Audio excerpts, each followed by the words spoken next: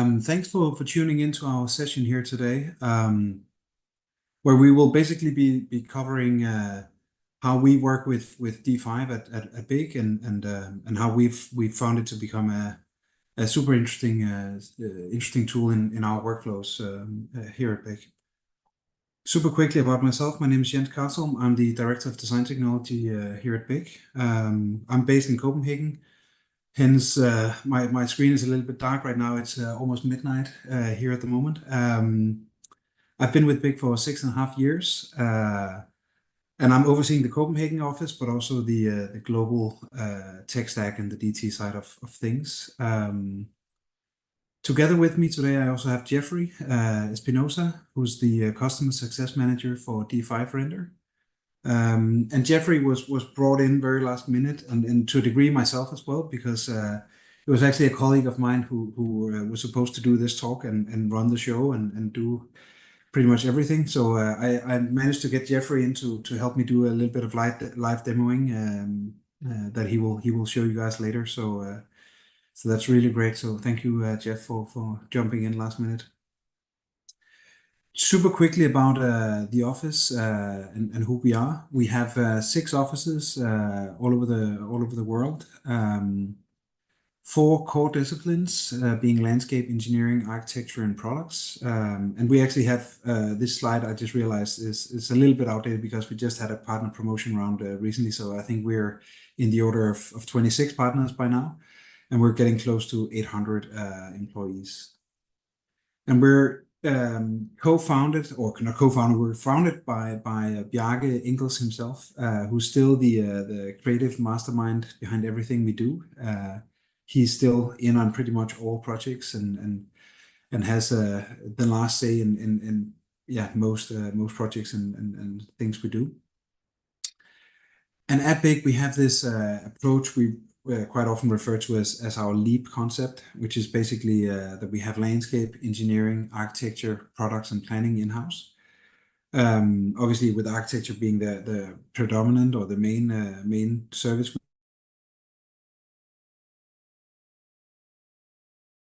But we like to sort of, so we have we do everything from small lamps to pavilions to floating student housing in Copenhagen. We've done big office buildings in New York, headquarters for Google. Master plans the size of a city. We're also doing master plans almost at a country scale. And we've also recently been doing this plan for the planet, which is something I would definitely encourage you guys to go and check out on YouTube. If you Google or YouTube Plan for the Planet and then Bjarke Ingels, there should be some very interesting TED Talks with some quite bold ideas on how we could save the planet, but some of it I think will really resonate once you listen to it. So definitely go and check that out. Very briefly, just a quick look at some of our projects, and I think what this sort of slide here shows is really the sort of complexity we work with, and also how many places we have already completed and built projects. We've not built in every single continent yet, but we're getting quite close, I think, and we will get more back to this biosphere here in Sweden in a little bit. Here's also another handful of projects. I'm sure you will notice some of them. There's the famous ski slope on top of a waste-to-energy plant in Copenhagen that we completed a few years ago, and a handful of other projects. And lastly, I also just like to show this slide when I present about BIG, because this is really the mantra we have, and still have. It's something we came up with 15 years ago, which is this yes is more attitude or mantra that we have to remain positive about obstacles and see obstacles more as challenges and really sort of make sure that we take on our yes hat when we go to the office in the morning. So for the talk today, I'll start out by doing an intro to our design technology department at BIG and how we're structured, And then I'll hand it over to Jeff to show a little bit on how we use D5. And Jeff has been instrumental in helping us getting going at BIG. So he's familiar with how we work and our workflows, even though he's from D5, but he's familiar with our setup. Then I'll come back to how we use AI a bit, because I think AI is especially interesting in relation to D5, because D5 is not only just a real-time rendering engine, but it's also having a lot of AI capabilities on top of it. So I'll touch upon how we use AI at BIG. And then I'll hand over to Jeff again to show some of the more AI-related features as well. And then at the end, I will just come back and conclude with some final thoughts and so on. So that's the aim for today. So yeah, let me first jump into the design technology section, because essentially a couple of years back we decided to basically take a lot of these sub-disciplines within an architectural practice, being BIM, it's like the tech-related ones, being BIM, computational design, visualization, for that matter, VR and XR as well, simulation, fabrication, and AI. We sort of took all of that and put it under the same umbrella, which we now refer to as BIG Design Technology, or just BIG DT. And obviously, being in the DT team means that it's a lot of support work. It's a lot about helping our colleagues getting going. It's also a lot about training and optimizing workflows and so forth. But a lot of it, and especially for someone like me, is also about navigating this sort of ever-expanding digital ecosystem of tools that we work with. This slide here is a little bit old and outdated.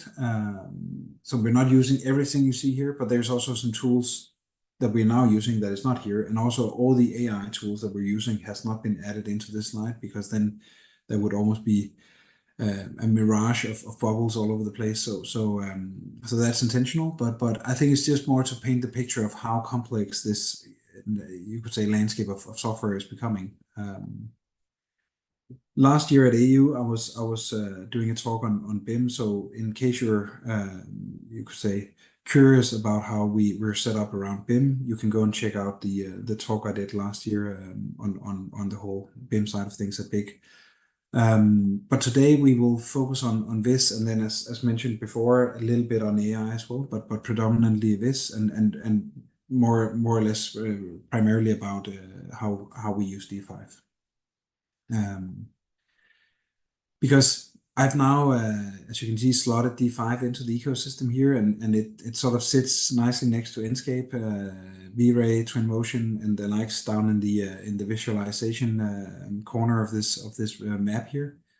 And it's really something that we only discovered recently. So it's a tool that we started buying into less than a year ago. So it's still somewhat new, and that's also part of again, constantly sort of researching and checking out new tools and things. That's when we sometimes discover these either small gems or small things here and there, and then all of a sudden we realize, oh, there's something here, which was the case with D5 in our case.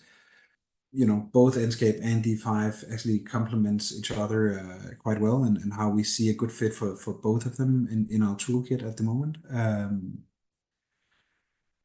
But I think to start with, I think if we're talking visuals at BIG in general and renders, we obviously go a long way back with V-Ray. That was sort of our first primary visualization tool 15 years ago. It was sort of the main thing we would do. We would work in Rhino and pretty much only in Rhino, AutoCAD and Rhino, and then we would render in V-Ray. Here's just a very, very recent image from a project we're doing in Bhutan, where we're designing this beautiful master plan of an entire mindfulness city in Bhutan, which is a project I would definitely encourage you to check out on our website. It's a absolutely stunning project.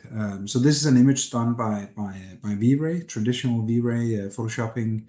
What's interesting with this image is that actually a lot of the cutout people in this scene has been AI generated, which is quite nice, I think. So we're still doing a lot of V-Ray, classical in-house. Also, obviously, we also put a lot of images externally, but we still do a fair amount of V-Ray images. This one is also done in V-Ray, again using a lot of AI cutout people, but again completely done in-house with more traditional 3ds Max V-Ray style workflows. This one is, by the way, from a project we had in Prague for this new Philharmonic Hall in Prague that we're doing. Here's just a quick example of one of the renders done out of Enscape that we recently submitted for a project. This is a project called Dymark, headquarters in Odense in Denmark. Fantastic project. You should definitely also check that out on the website. It's this circular round timber building with this highly complex roof, but it's a really beautiful project. Then we've also been having a little bit of Lumion in the mix of things, but it has never really kicked off on our side, at least. I know a lot of other offices has been using Lumion a lot, but it has never really picked up at Big. We've also been testing a lot with Twinmotion, or not only testing, we've also been using Twinmotion for a few projects, but again, somehow it never really started to fly somehow. Lumion nowadays is pretty much sidelined within Big. We don't really use it as of right now. And I would say Twinmotion is also, it's not that we don't use it, but it's not really being used that much. And I guess part of the reason for that is also that D5 is now coming in and has sort of squeezed nicely into the middle here. And you know, I think the reason why D5 is important here in the middle of things is that I think it does a lot of stuff, especially on the animation side, that is just it somehow just feels more easy and natural to do than with some of the other tools. And then with all the AI components on top of it, I think that's why we think right now it's really an interesting tool, but also an interesting, you could say, workflow that you can create and do when using it. So that's why we this is sort of our render, not the pipeline, because it's not that we always go through D5. We're only just, as I mentioned, getting started with D5, so we're still in the early days of rolling it out. But I think it seems to be a pretty good toolkit having these three in play at the moment. So what is D5? For those of you who are completely brand new to the tool and have no clue, D5 is a leading real-time rendering solution, or one of the leading ones. Maybe I should say it that way. And as mentioned already, it's also powered by a lot of AI-driven and cutting-edge technologies in the back, which is again why we find it interesting as well. And I think personally, as I see it, I think what's also makes D5 great in many ways is that it strikes a great balance between speed and quality. And as I also put it here, there's also just a very nice and seamless integration between a lot of our favorite design tools and workflows. And then it's also user-friendly. It's maybe not as press play as Enscape is, and that's maybe also why Enscape still has the upper hand when it comes to the very sort of quick and dirty, get something up on the screen and walk around. But it's still pretty user-friendly and easy to go with here as well. It's like you don't really have to do much to get going. And it's very intuitive as well to use. Yeah. But again, I don't want, I mean, obviously it's hard with a talk like this to not become salesy, but I really don't want to sit here and try and make or sound like a sales guy, because that's not my purpose of today, and it's also not really necessarily the bigger purpose of the talk per se. I sort of just want to show some of the reasoning behind why we have started looking at it and why we're starting to implement it. Another reason for this is also that as mentioned before, it supports a lot of the design platforms we use. We're obviously heavily Rhino Revit based, so the fact that it supports those two is a big tick mark for us. But we also use 3ds Max, which is also supported, and every now and Blender. So for us, it ticks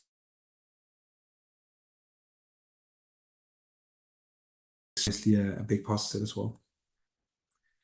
I'm not going to go through all the bullet points here. You can check those out if you watch the recording or on the website at the AU website afterwards. But I think basically it does a really good job on both architecture, also landscape. Actually, in a way, would say especially on the landscape side, because the amount of assets that's available. Combined with these scatter tools and procedurally generated things you can do as well. Like, I think there's just a lot of stuff when it comes to landscaping that is really easy. And I'm sure Jeff will also touch upon a little bit of that, because the example project we have lined up is also having a lot of nature into it. And then I actually also think it does a really, really nice job when it comes to interiors. And what I also find interesting with D5 is some of these sort of you would say animated things you can put into your scenes as well. So you can add like fire, and you can add smoke, and you can add fog and other things like that really can help on the mood and the vibe of a scene, especially when you do the video sequences and so on. Right. So in a little bit we will jump into the live demo, and here we're obviously gonna, as mentioned, we're gonna look into how we use it, and before I head over to Jeff, I just want to sort of in a way introduce the project that we have picked for this live demo today. This is a project we have up in Sweden called the Biosphere. It's a 1-bedroom hotel. So there is only one room, and it's in the middle of the forest up in Lapland in Sweden. It's a project we completed back in 2019. And essentially the idea for the project is that you have this hotel room that is basically completely almost encapsulated by this swarm of birdhouses all over the sphere, that makes this beautiful wooden sphere right in the middle of the forest, with the hope that a lot of the birds in the forest will actually make use of these birdhouses. Here's just a quick glimpse of the interiors. Oh, oops, that was a little bit quick.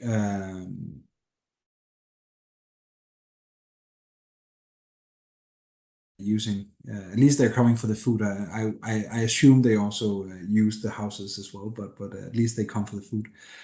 And here also just a beautiful image of a more snowy scene.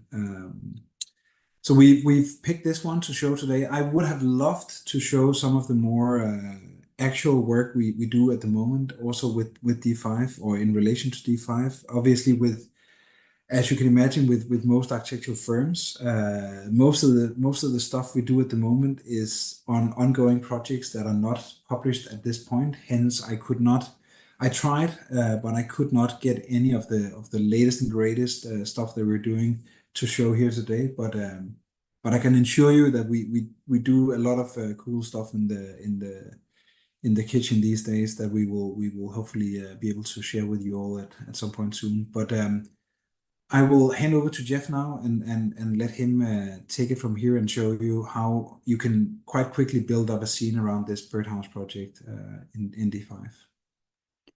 Great. Thank you, Jens. I'll just go ahead and start sharing my screen. Yeah, I'm stopping here. And I think that was actually the perfect segue and the perfect tee up for, getting started and developing this scene, just because it does feature this like lush landscape as well as this exterior, and then all those intimate close-up shots that I think D5 Render is really well equipped to handle.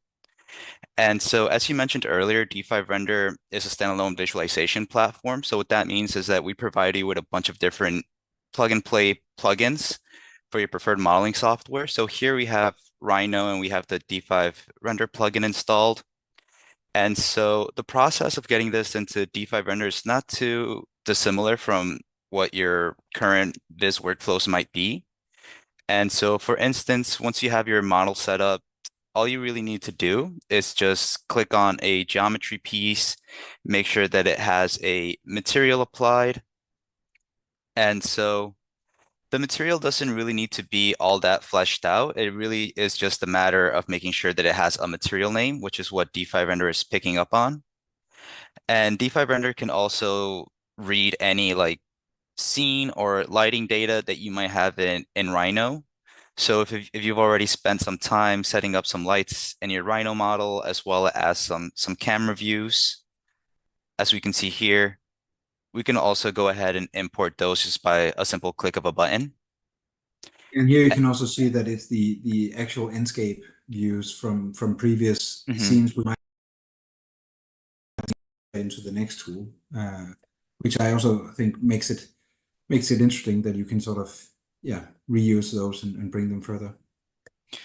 Right, exactly. So we're not really trying to replace any current workflows that you might have. We're really just trying to expand on them. And so, for instance, once you're ready to transfer this over to D5 Render, all you need to click is just this D5 Render button, and it'll automatically import all your geometry, your materials, and any lighting that you might have in here.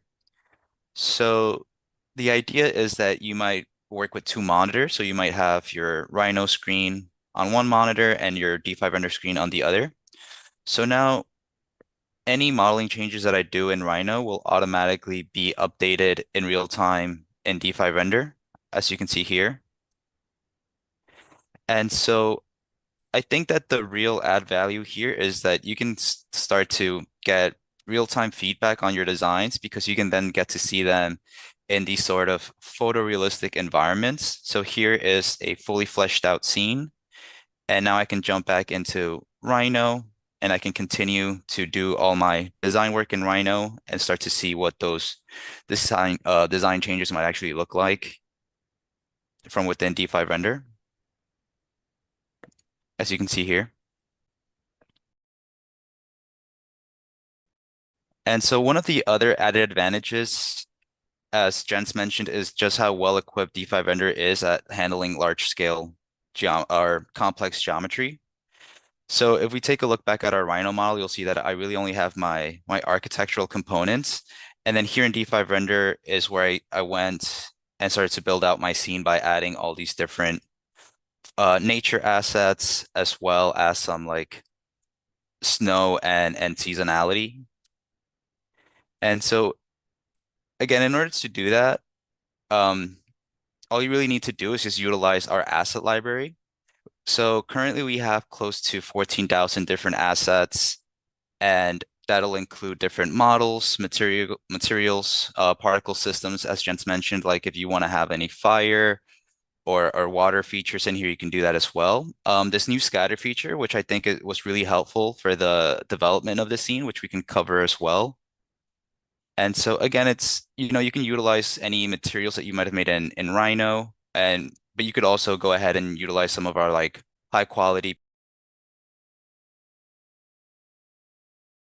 So when it comes to actually building out this scene with all this like lush greenscape, one of the tools that we provide to you is this D5 scatter. Because again, like providing you with a large asset library is just one part of the solution. I think the other part is how you quickly and efficiently build out your scene without having to manually place every little object one by one. So if I go into my scatter feature here, I'll just go ahead and hide trees. And I'll hide the rest of the trees here as well.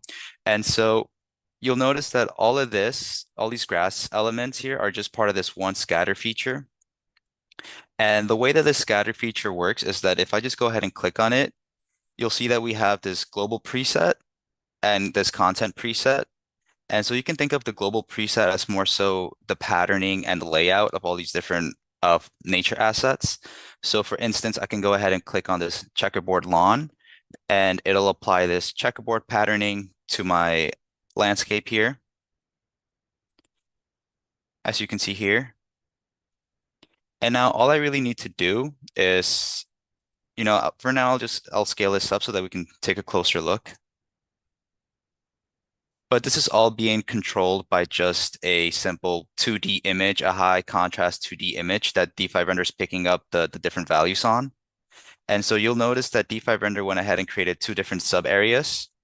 So now I can just click on this initial sub area, hit content preset, and then I can select one of our different content presets here. So I'll do this floral hexagon turf for now, and it'll only apply to this one scatter area. So again, pretty quickly, you can start to alter and play around with the scene and how you want the layout to happen. So I'll just go back to the initial preset that I had earlier.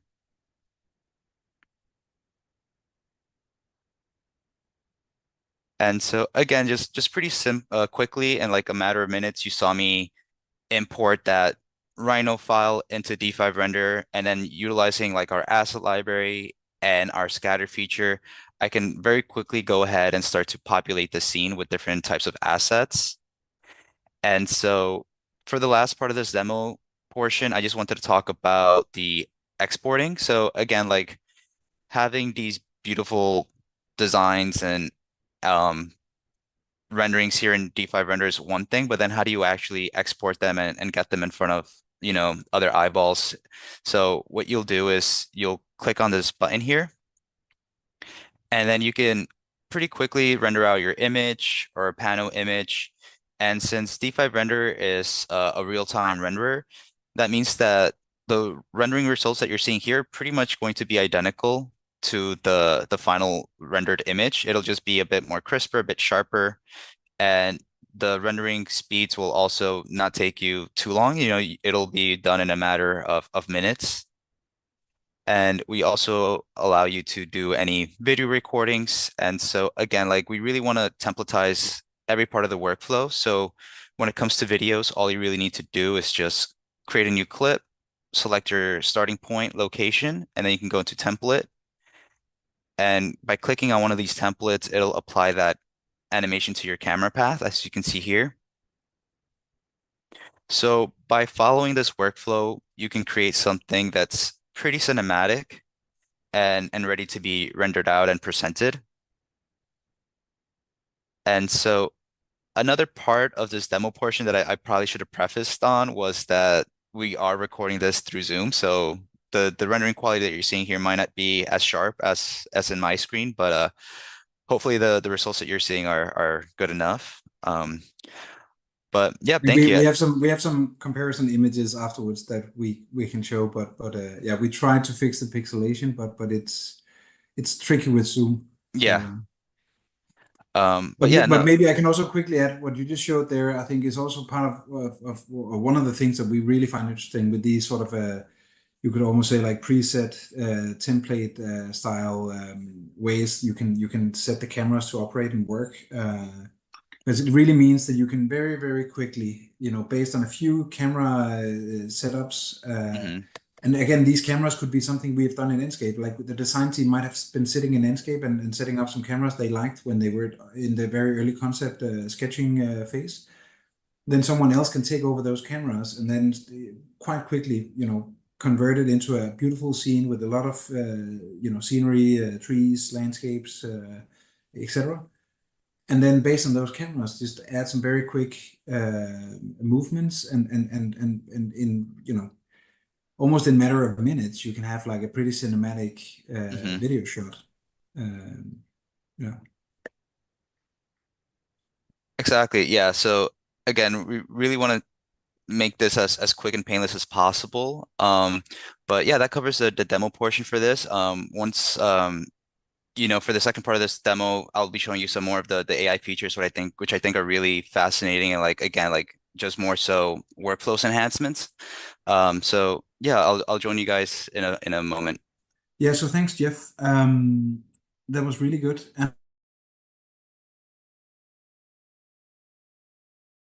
And playing a little trick on us here when it comes to the live demoing.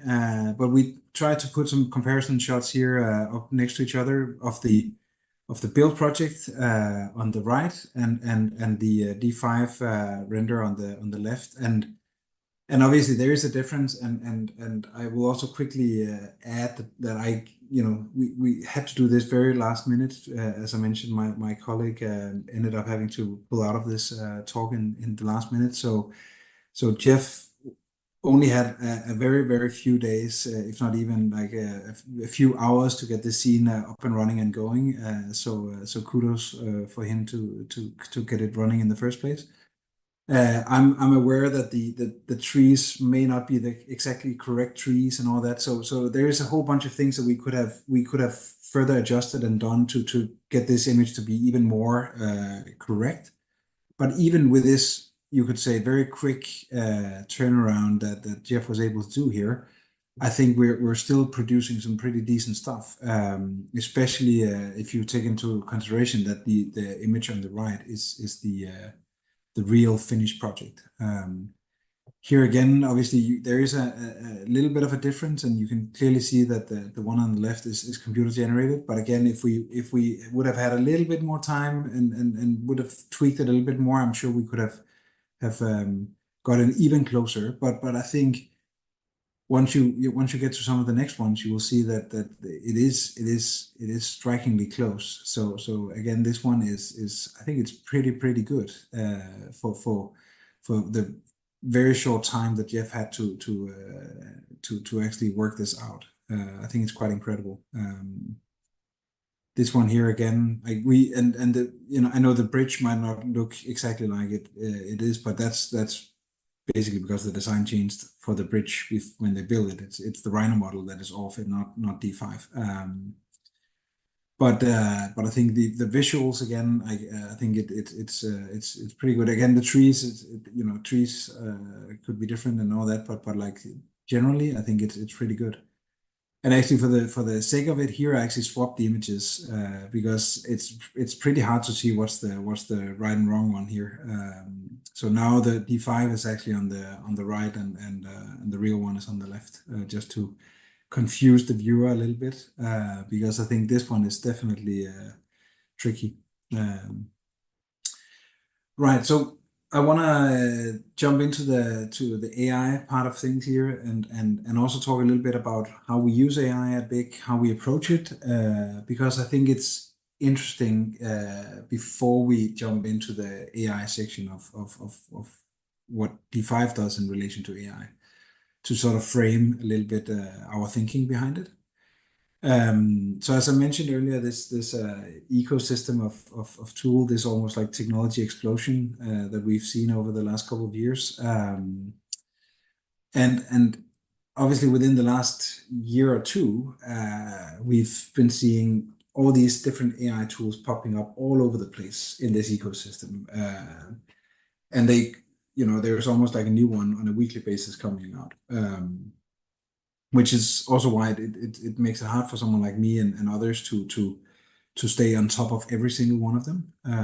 Hence, we obviously have to pick and choose sometimes and go with the ones where we have the best stomach feeling about it.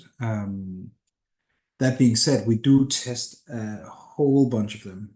I think in the last 6 months, we've tested definitely more than, I think this slide or this information I've put in here is actually a little bit old. It's more than that now, but we've been testing a lot of different tools. And I think it was also part of this, and as part of some of this research, that we also started to stumble upon D5 more and more, because D5 is actually one of the few you could say software pieces here in this map that actually have started to incorporate AI features directly into their previous offering.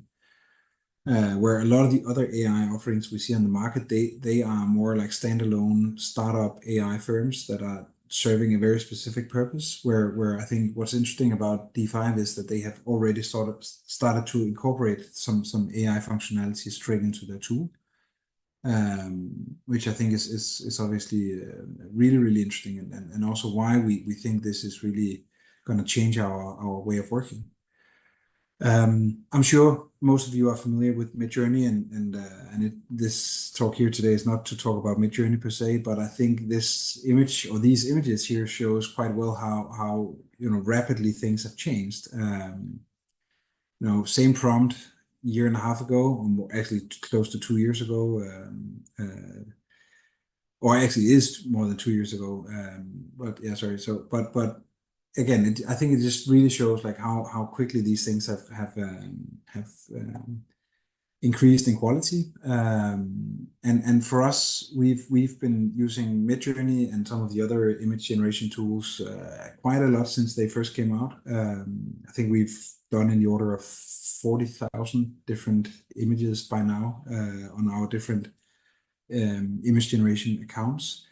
At BIG, we mostly use it for mood boards, for getting inspiration and getting new ideas and so on. That's our primary use of it.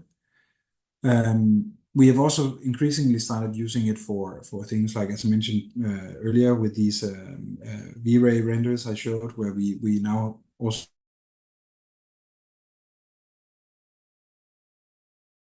use it for more stupid stuff like clip art that we put into presentations. And a number of other things like graphics for presentations and other things. So it's also serving a purpose outside just the sheer design part of it. Even something like generating like ideas for how a diagram in a presentation could look like. And we are also increasingly starting to look at, can we actually start to make use of some of these image to video generators? I believe the one you're seeing here was done with the latest runway version. So we are really looking at a lot of that as well. And I think there's surely some stuff in this video here that you'll see change from the original geometry. But that might mainly be someone like me who knows the project very well that would pick up on that. This is, by the way, our Kistefoss project up in Norway, close to Oslo, where we made this bridge across a river that forms part of this big sculpture park. So you could say the bridge becomes almost a sculpture in itself, and also an extension to the existing museum. So a project that ticks 3 boxes instead of 1. But yeah, I think I might pick up on the details that something is changing as the video gets closer to the building. But if you mix this into a series of video clips and animations, a client or someone like who's not so familiar with the project may not notice any difference or any change. And for them, it's just a perfect video that really shows the story that we want to tell. And we actually have recently submitted a video for a project where we did use a lot of image to video generation for the video clip of that project. So it's definitely some of these things are definitely here and will only get a lot better in the coming years to work with. So yeah, as mentioned, we've done I think like 40,000 images since January 23. So that almost equals like 61 images per day. I think these numbers actually may be a little bit outdated by now. But we do a lot of research around AI, and we're also constantly looking at how can we gain more control over our outputs and more control over the you could say the AI engines and yeah, the output that it provides. And then when on the sort of more production side of things, we are definitely using a lot of stuff like a lot of things like Magnific AI to upscale and enhance images. We're using Photoshop Firefly a lot for small quick changes here and there and adjustments to images.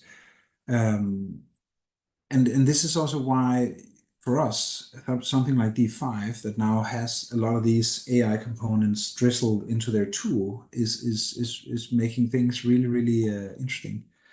I think we're and this is not just us, but like the industry in general are getting to, you can already prompt to 3D, as most of you probably know by now.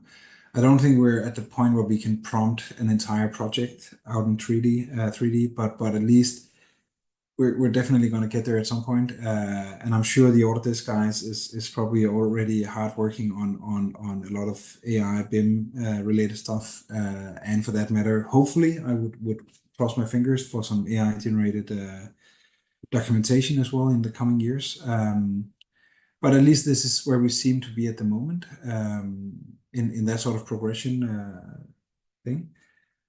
And then I think when talking about AI, it's also important to, or at least I quite often refer to sort of all the image stuff as the more sexy AI stuff, and then all the text and all the ChatGPT data stuff as the more sort of non-sexy or boring AI.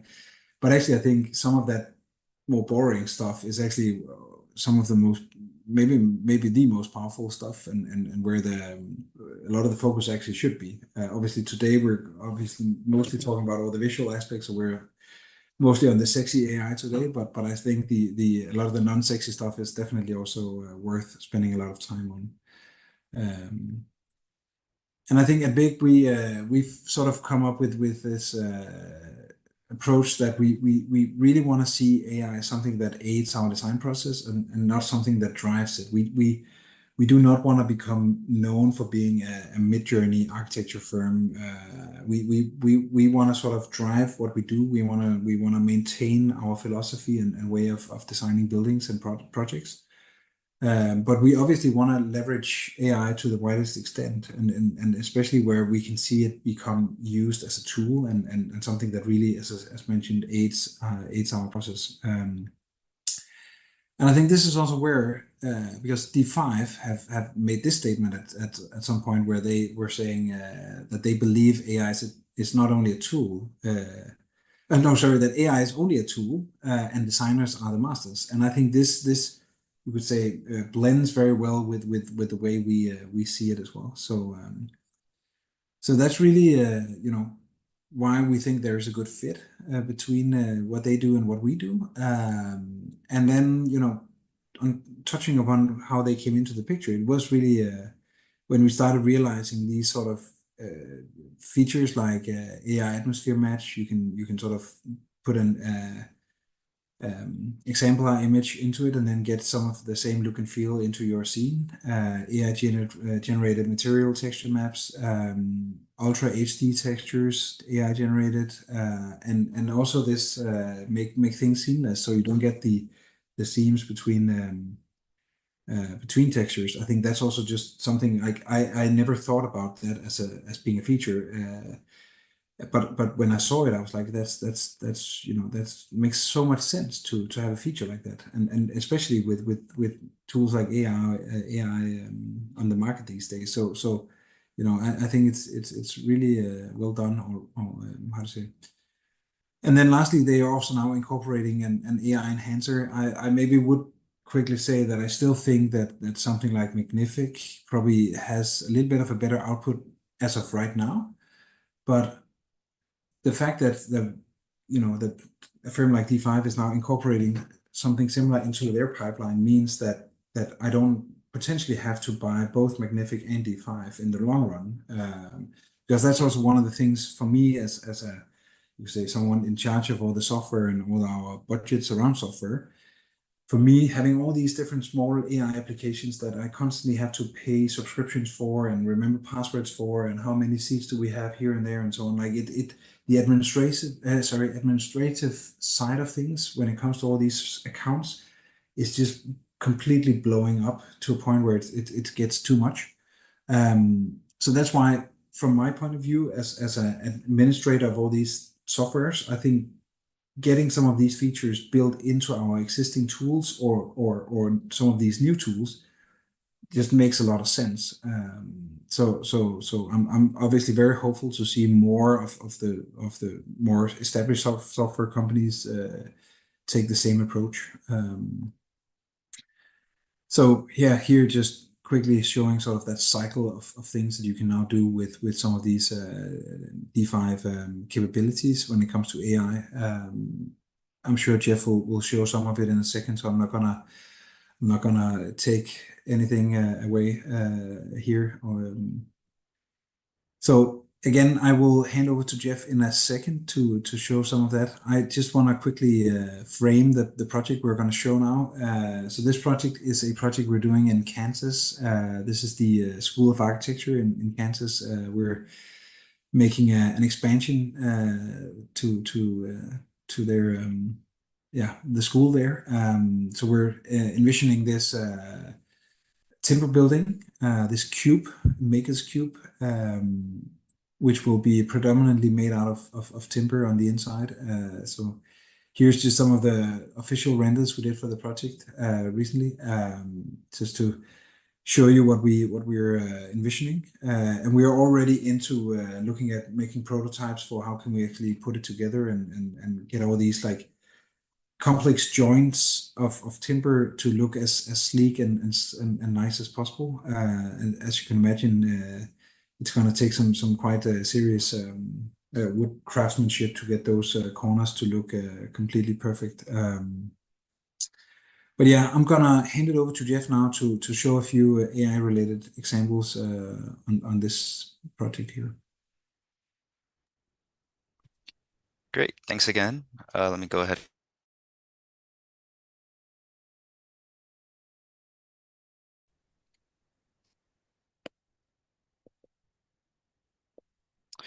All right, yeah, so here we have that Kansas campus project.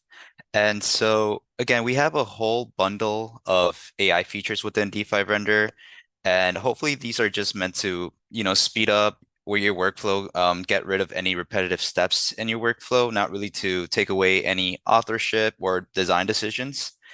And so one of those features here is this AI atmosphere match. So all you really need to do is just click on this icon and upload a reference image. And this could be an image you found online, or maybe your studio has done in the past. And so if you just want to go ahead and reflect that same mood into your current project, you'll just upload that reference image, take a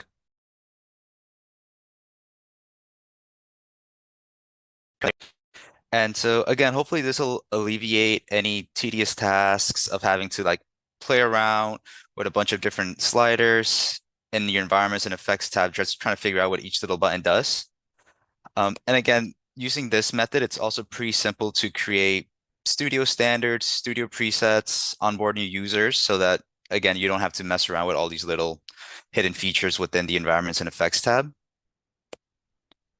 And so here is what that final result looks like. And so as you can see, our AI model was able to pick up that this is a winter scene. So I went ahead and added some weathering effects in here. But since it did go ahead and like play around with all my different settings, I can always go in here and tweak it just a little bit more so that I get that exact look and feel that we were looking at our reference image. And so once we're happy with the results, I'll just go ahead and save this out as a new scene. And I can right click and create a preset.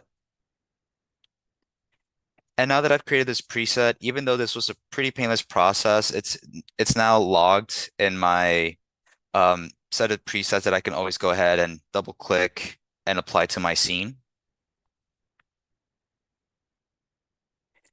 And the other AI feature is more closely related to material creation. So if I just go ahead into this view here, you'll see that I have this sculpture piece here, and I can actually use this to create this timber material on my facade. So all I need to do is just click the I key and select this sculpture.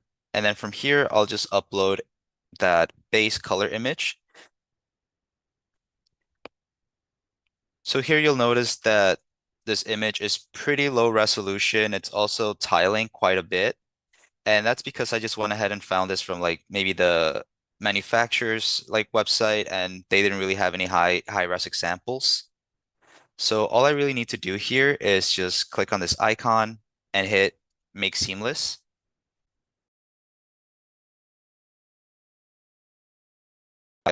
And I'll hit OK.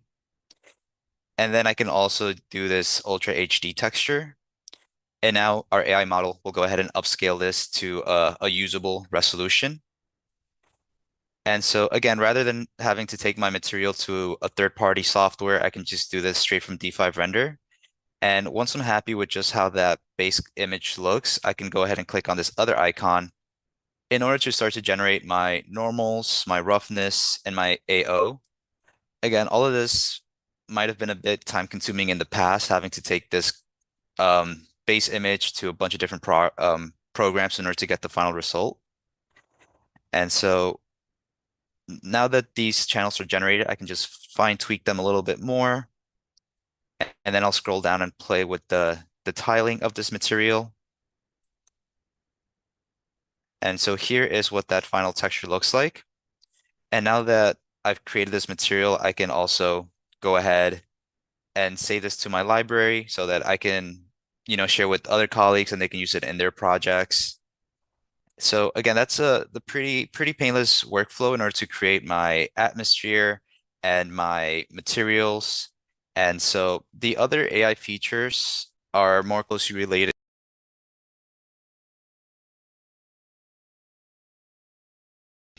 Library full of like different 3D characters and maybe some nature elements. Some of these characters might still look like they're 3D generated. So with this new AI feature we call our AI enhancer, all you need to do is just render out your image and then they'll show up in our history tab and we'll get this purple icon. So all I need to do is just click on this purple icon and it'll bring our AI enhancer. So from here, I can choose between different levels of upscaling. So I can do, for example, this is my base image, and then this would be the low intensity upscale, the medium intensity, and the high intensity. So I'll just go ahead and zoom in on the low intensity, and you'll see here that it went ahead and added some more facial features to my characters. It worked on my reflections as well as the grass here. And so you'll notice that as the nature of AI, the more freedom or control you give it, it'll start to make its own decisions. So as you can see here, it went ahead and altered my timber material. So in order to bypass that, we also allow you to do a more controlled selection of your image. So here I told it to enhance everything but my architecture. So you'll see that the facial features have been updated as well as all the nature elements, but it's kept my architecture geometry exact to what we were seeing earlier in our base rendering. I think this is again one of the features that we really like about this new functionality, that you can do just that what you just showed there. I think that's really nice. Hmm. Yeah. And so again, like this is more so for post-production.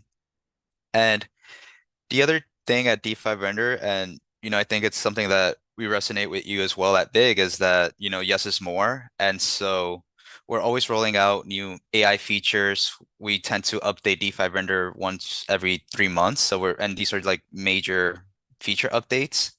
And so what you're going to look at now is actually a sneak peek at our next release, which will be out in a couple of weeks. And so with this release, it's called AI Late Stage. And what you can do is create more stylized filters. So for example, here we have our base rendering. And so with this AI Late Stage, what you can do is you can add a more like watercolor feature or effect, as well as maybe something more marker drawing, pencil drawing. Maybe it's like a model rendering. And so the idea here and why we decided to roll out this feature is because we understand that you might not always have a scenario where you might need to present a photorealistic image. Maybe you're in the early design concepts. So again, you don't want to oversell anything. You really want to keep it loose. So again, using these um, filters here, you're not overly committed with any of like the design decisions, so you can just show like an early draft of the design concepts. So that's just one example, and we can take a look at again just some more watercolor drawings here or effects. And then the other thing that you can do with this AI late stage is also change the time of day. So this could be like a nighttime rendering. You could change it to like a autumn scenario, as well as, training a rendering from AI sunset to winter rendering. So again, all of this that I'm showing you here was all done with just like a simple click of a button. You'll just render out your base image, and then you can tell it what kind of scenario you want your base image to be in, and then our AI model will take care of the rest. So again, those are just a handful of the AI features that are existing in D5 Render right now, but hopefully down the road we can keep rolling out some more AI features that'll just help enhance your workflow and get rid of any repetitive tasks that you might have to experience on your day-to-day basis right now.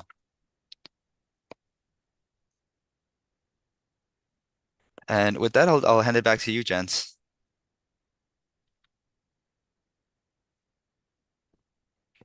Great. Let me take over again here.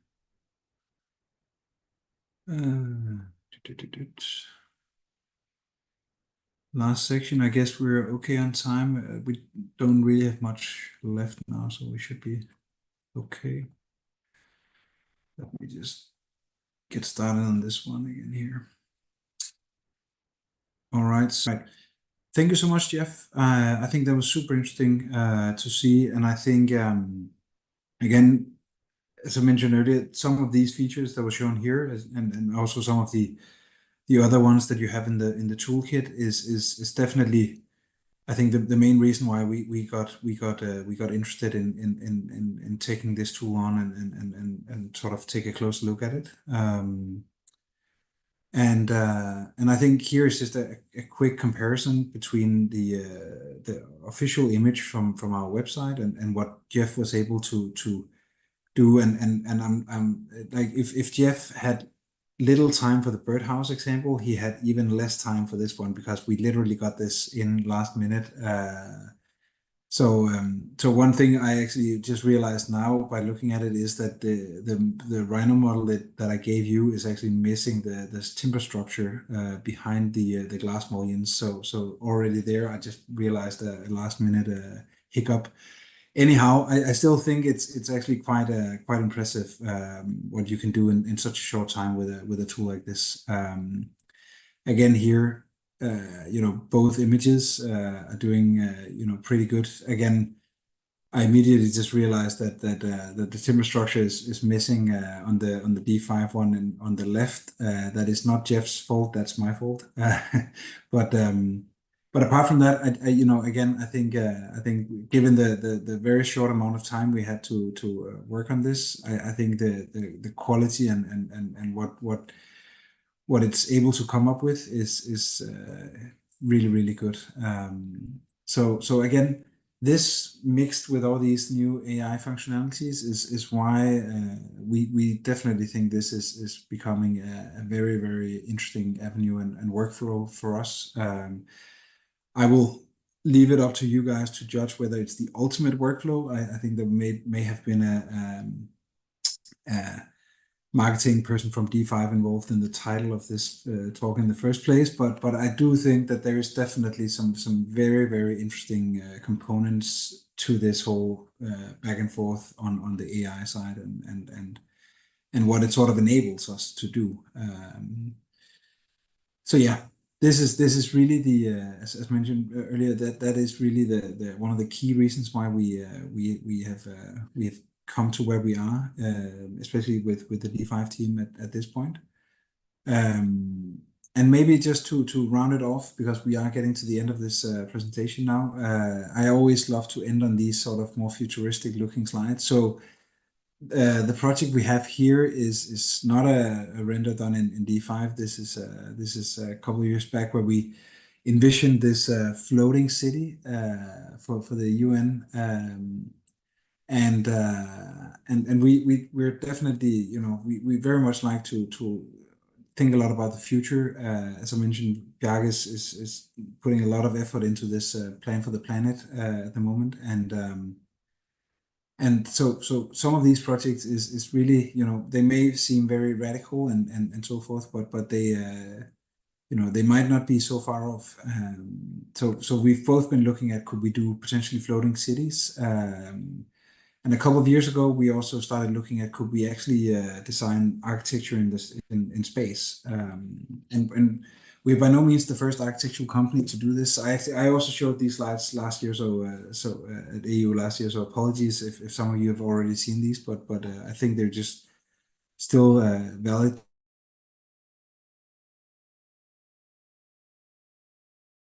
Now have a project together with NASA to basically hopefully become the first architects to build a building on the moon.